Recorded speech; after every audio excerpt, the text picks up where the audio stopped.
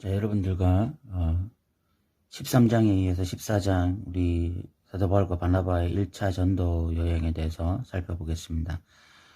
오늘 본문에서 중요한 장소는 이고니온이라는 장소와 또 여기 루스드라라는 두 장소가 굉장히 중요한 장소인데요.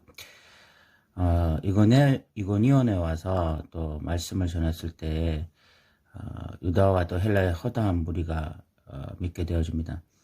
근데 이때부터 이제 굉장히 재미난 현상이 나타나는데, 믿는 사람들도 많아지는 반면에 이렇게 순종하지 아니하고 이 복음에 악감정을 가진 자들도 더 많이 나타나게 된다는 것입니다.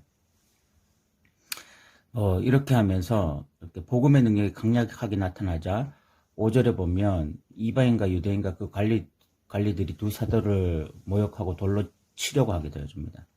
그러니까 복음을 증거하면서 복음의 능력이 많이 나타나는 반면에 또 어떤 생명의 위협도 받게 되어지는 이런 일들도 일어나게 되어지죠.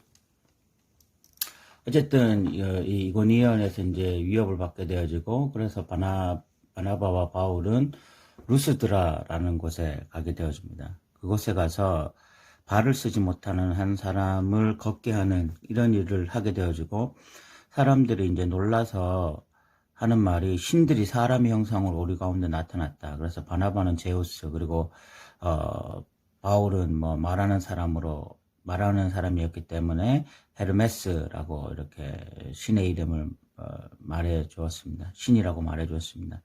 제우스, 우리가 잘 아는 그 신이죠, 그죠? 그리스 신화에 나오는 그런 신이라고 말해 준 것입니다.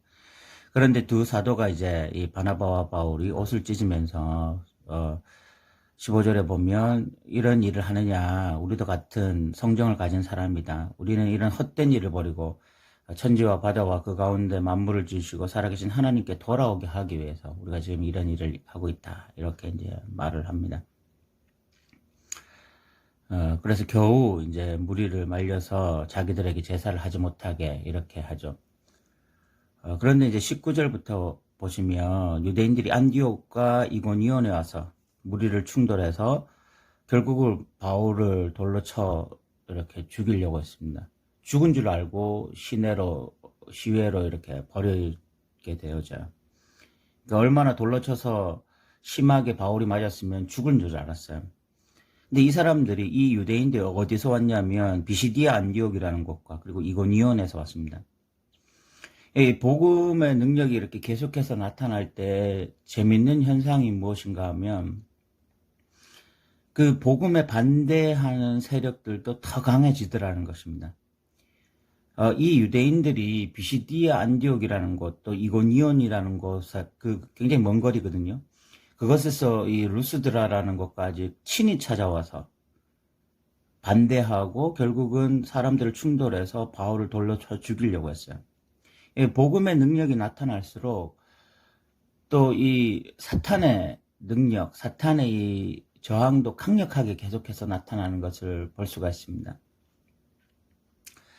이렇게 할 때에 결국은 그 바울이 죽은 줄 알았지만 다시 살아났고, 바울은 다시 자기가 전했던 21절에 보면 루스드라, 이고니온, 안디옥으로 돌아가서 제자들의 마음을 굳게 하기 시작하고 이 믿음에 머물러 있으라고 권고합니다. 그리고 하나님 나라에 들어가려면 이 정도 환난은 받아야 된다, 이런 이야기를 합니다. 그러니까 사도 바울은 이제 안 것입니다. 이렇게 복음을 증거하며 사는 삶을 살 때 고난은 선택이 아니라 필수다. 그리고 우리가 하나님 나라 백성으로서 이런 고난을 받는 것은 당연하다, 이렇게 생각했던 것이죠. 어쨌든 사도 바울은 자기가 복음 증거했던 지역을 다시 이제 역으로 돌아서 결국은 이제 그 배 타고 다시 이제 안디옥에 오면서 1차 전도 여행이 끝이 나게 되어집니다. 1차 전도 여행을 보면서 우리가 이런 것을 느낄 수가 있을 것 같습니다. 복음의 능력이 계속해서 나타났습니다. 하나님의 꿈이 실현되고 있습니다. 이제 성령이 임하시고 유대인들뿐만이 아니라 이방인들에게도 하나님의 복음이 증거되어지고 그들이 하나님의 백성 되어지는 너무나 귀한 일들이 일어나고 있는 것입니다.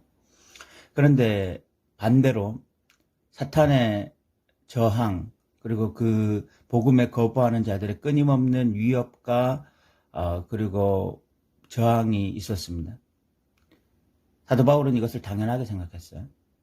우리가 복음을 증거하면 저항이 있다, 위협이 있다. 그래서 위험해질 수 있다. 이런 것들에 대해서 사도 바울은 당연하게 생각했습니다. 이것이 복음 증거자의 사명이라고 생각했어요. 오늘날 어떻습니까? 오늘날 교회는 자그마한 핍박이나 위협에 대해서도 너무 불안해하고 있습니다.